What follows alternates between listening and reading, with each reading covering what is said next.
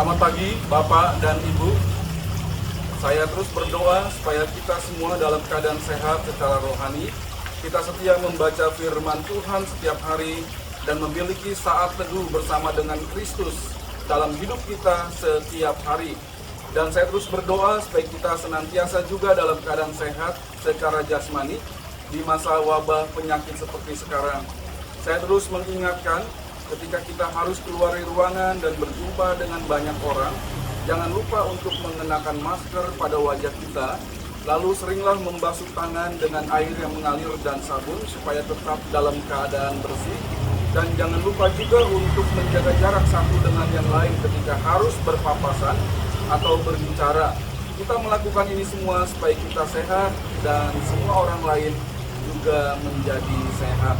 Baik Bapak dan Ibu, pada pagi ini kita akan belajar kembali dari buku sekolah minggu kita, Mari Sambut Sang Raja, dan kita memasuki pelajaran yang ketiga berjudul Jadilah Padaku Menurut Kehendakmu, dari kitab Injil Lukas pasal yang pertama, ayat yang ke-26 sampai dengan ayat yang ke-38. Baik, sebelum kita membaca firman Tuhan dan belajar bagian ini, kita akan berdoa terlebih dahulu. Mari kita berdoa. Bapa dalam surga, terima kasih karena pagi ini kami boleh menghadap kepadamu dan kami boleh bersama-sama belajar dari firman Tuhan mengenai perkataan Maria, seorang perempuan yang dipilih oleh Tuhan untuk menjadi karya Tuhan di dalam dunia ini melahirkan Yesus Kristus. Kami mau belajar dari kitab Injil Lukas pasal yang pertama ayat 26 sampai dengan 38 supaya kami pun dapat taat kepada Tuhan dan firman-Nya, serta dapat berkata, jadilah padaku menurut kehendakmu. Terima kasih Bapak, kami siap belajar firman Tuhan. Di dalam nama Tuhan Yesus kami sudah berdoa. Amin. Mari membuka kitab Injil Lukas pasal yang pertama, ayat 26 sampai dengan ayat yang ke-38. Kita membaca bersama-sama. 1, 2, 3. Dalam bulan yang ke-6, Allah menyuruh malaikat Gabriel pergi ke sebuah kota di Galilea bernama Nazaret, kepada seorang perawan yang bertunangan dengan seorang bernama Yusuf dari keluarga Daud. Nama perawan itu Maria. Ketika malaikat itu masuk ke rumah Maria, ia berkata, "Salam, hai engkau yang dikaruniai, Tuhan menyertai engkau." Maria terkejut mendengar salam itu, dan ia bertanya di dalam hatinya, "Apakah arti salam itu?" Kata malaikat itu kepadanya, "Jangan takut, hai Maria, sebab engkau beroleh kasih karunia di hadapan Allah. Sesungguhnya engkau akan mengandung dan akan melahirkan seorang anak laki-laki, dan hendaklah engkau menamai dia Yesus. Ia akan menjadi besar dan akan disebut anak Allah yang maha tinggi. Dan Tuhan Allah akan mengaruniakan kepadanya takhta Daud bapa leluhurnya. Dan ia akan menjadi raja atas kaum keturunan Yakub sampai selama-lamanya, dan kerajaannya tidak akan berkesudahan." Kata Maria kepada malaikat itu, "Bagaimana hal itu mungkin terjadi karena aku belum bersuami?" Jawab malaikat itu kepadanya, "Roh Kudus akan turun atasmu, dan kuasa Allah yang Maha Tinggi akan menaungi engkau. Sebab itu anak yang akan kau lahirkan itu akan disebut kudus, anak Allah. Dan sesungguhnya Elisabet sanakmu itu, ia pun sedang mengandung seorang anak laki-laki pada hari tuanya. Dan inilah bulan yang ke-6 bagi dia, yang disebut mandul itu. Sebab bagi Allah tidak ada yang mustahil." Kata Maria, "Sesungguhnya aku ini adalah hamba Tuhan. Jadilah padaku menurut perkataanmu itu."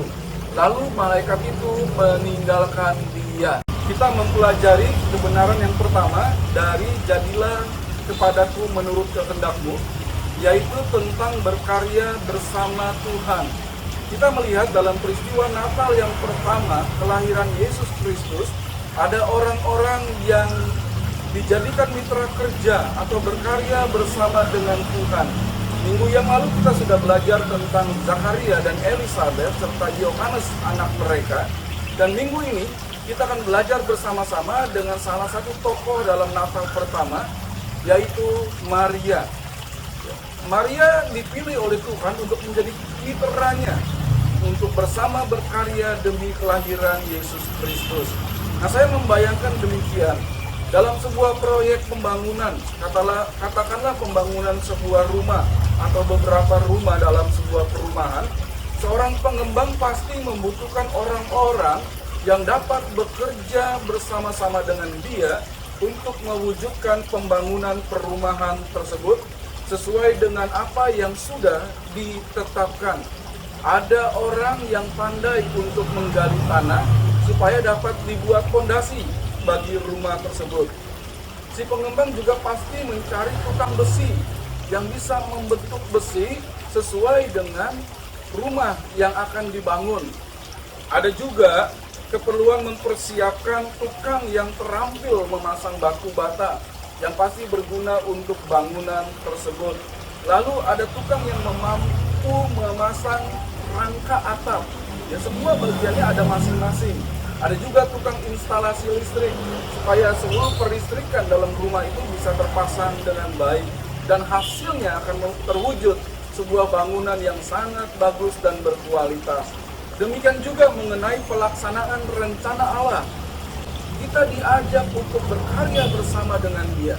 Dalam peristiwa Natal yang pertama, Maria menjadi mitra kerja Allah supaya kelahiran Kristus dapat terjadi di dalam dunia ini. Nah, Maria dengan sepenuh hati bersedia menerima dan melakukan segala kehendak Tuhan dalam dirinya. Mari kita diskusikan bersama sekarang bagi kita. Karya apakah yang dapat Tuhan dan kita lakukan bersama? Coba pikirkan. Baik, karya untuk memuliakan Tuhan ya.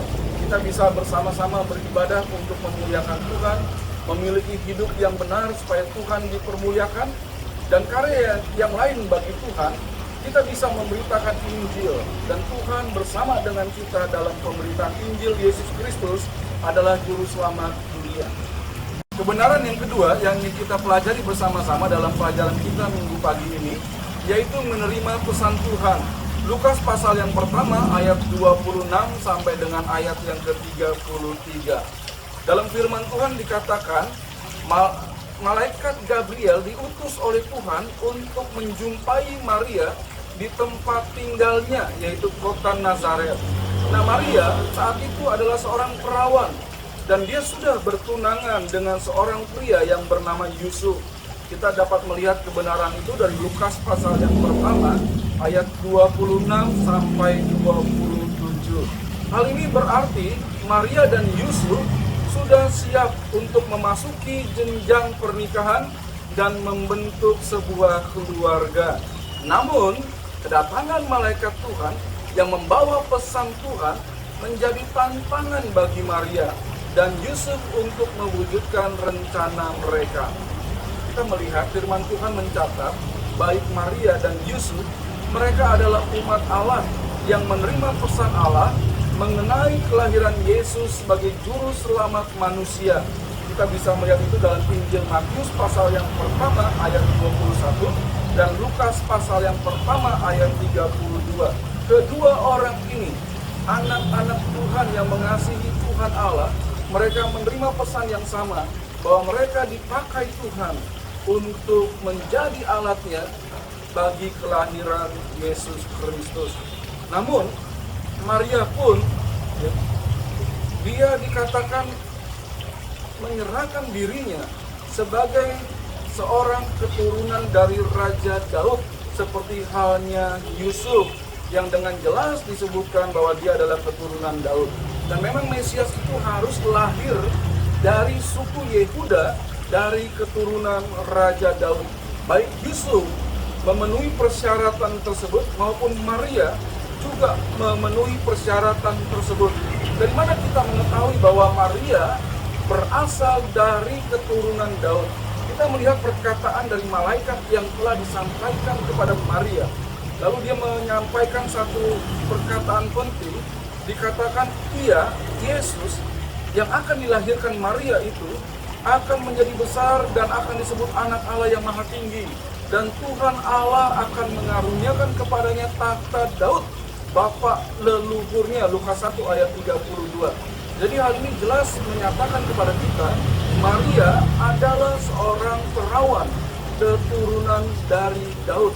Karena dia belum berhubungan sebagai suami dengan istri bersama dengan Yusuf, tapi dia mengandung karena Roh Allah turun atasnya, dan bayi dalam kandungan itu disebut akan mewarisi tahta Raja Daud.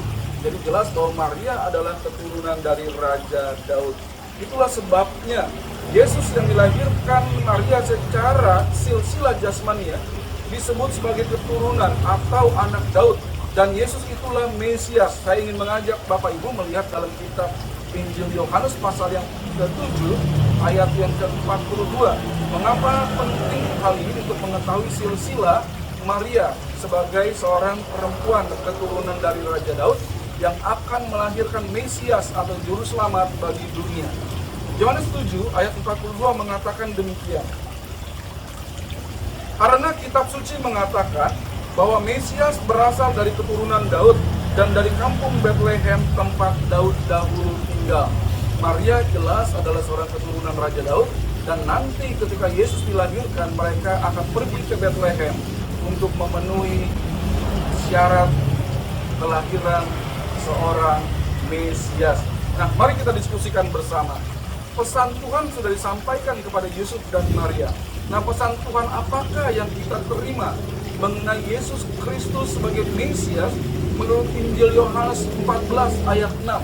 Di Injil itu dikatakan, Yesus berkata, "Akulah jalan, kebenaran, dan hidup. Tidak ada seorang pun yang sampai kepada Bapa kalau tidak melalui aku."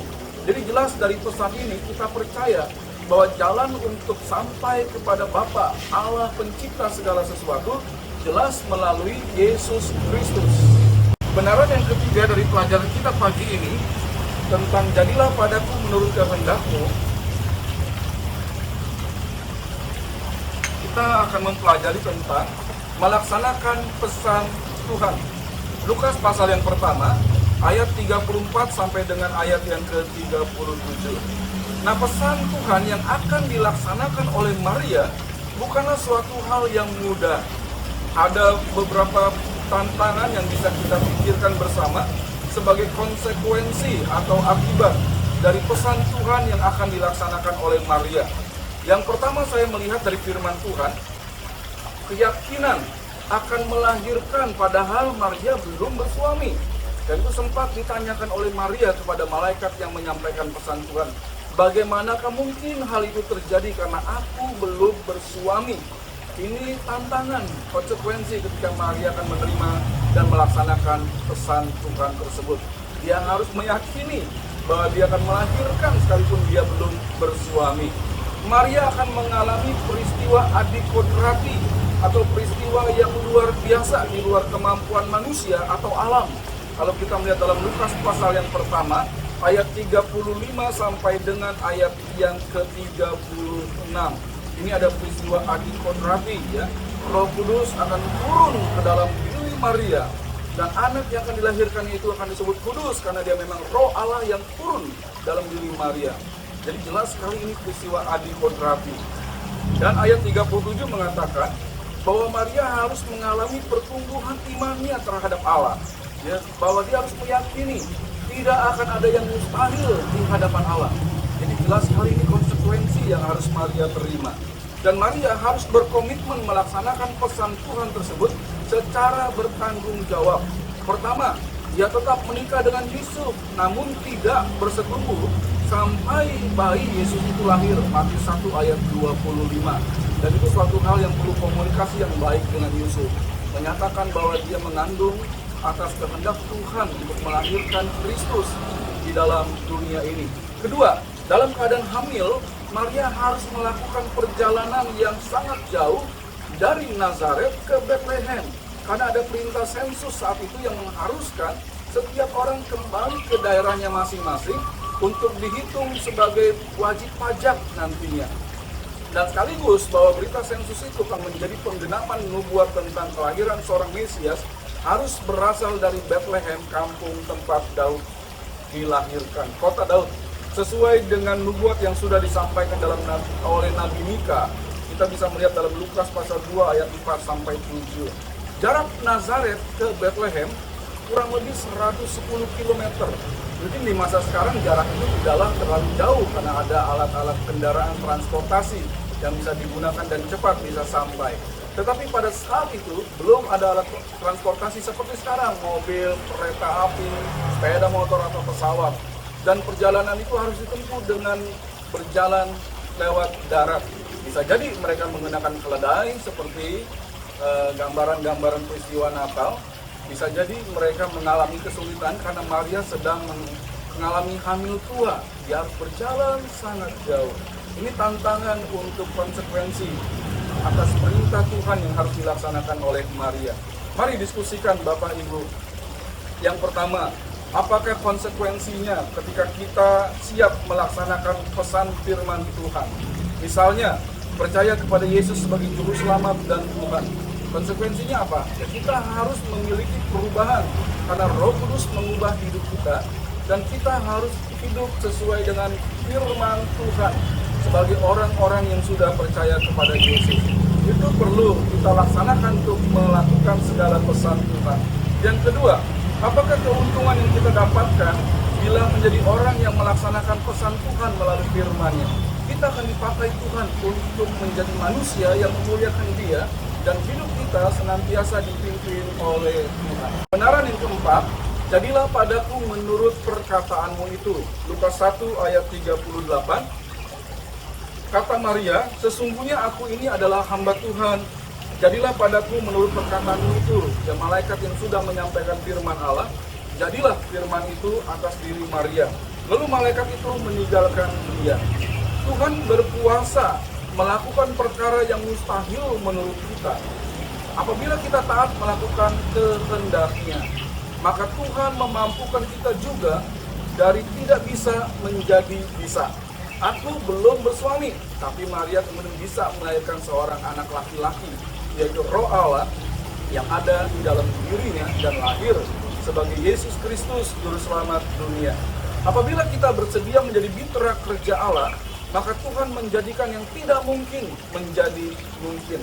Ketaatan Maria dinyatakan melalui perkataannya, sesungguhnya aku ini hamba Tuhan, jadilah padaku menurut kehendak-Mu itu. Jadi jelas sekali Alkitab kemudian memberitahu kepada kita bahwa Maria dan Yusuf setelah peristiwa penampakan malaikat Tuhan itu, mereka tidak lagi mendapatkan penampakan malaikat yang mengajarkan pada mereka melakukan apa yang dikehendaki. Tetapi mereka kemudian bertumbuh sebagai orang yang percaya kepada Tuhan.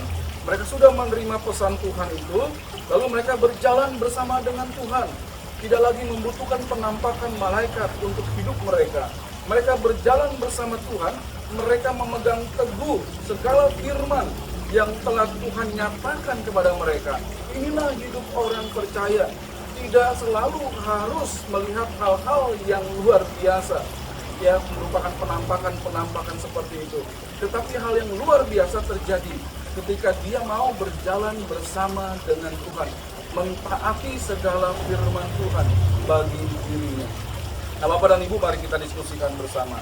Yang pertama, apakah iman kita selalu harus merasakan atau melihat hal-hal yang ada di kodrati? Saya berpikir tidak. Karena iman kita adalah iman yang berdasarkan keyakinan, bukan hanya berdasarkan penglihatan. Berbahagialah orang yang beriman sekalipun dia tidak melihat hal-hal yang ada di kodrati seperti itu.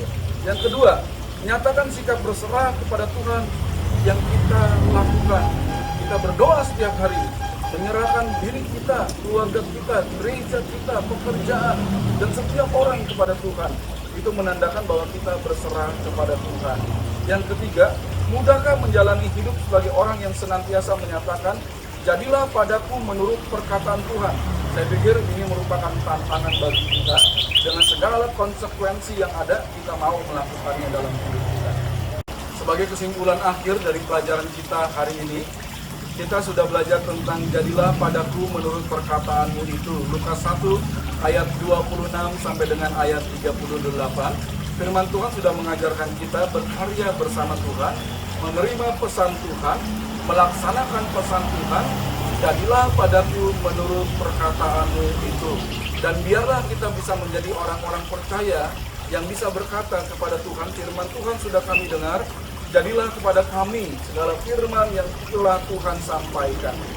Baik Bapak dan Ibu, mari kita akan mengakhiri pelajaran kita pagi ini dalam doa. Dan tetaplah setia, hidup bertumbuh di dalam Kristus, pembacaan firman Tuhan dan melakukannya setiap hari, miliki hubungan yang baik dengan Dia di dalam doa. Mari kita akan berdoa mengakhiri pelajaran kita. Bapak, terima kasih karena pagi ini kami boleh belajar firman Tuhan untuk menjadi orang-orang yang percaya kepada Kristus dan taat kepada firman-Mu. Sehingga kami dapat berkata, jadilah padaku menurut perkataan firman Tuhan itu. Terima kasih Bapak, kami siap hidup terus bersama dengan Tuhan dan kami siap untuk melaksanakan firman-Mu. Di dalam nama Tuhan Yesus kami sudah berdoa. Amin.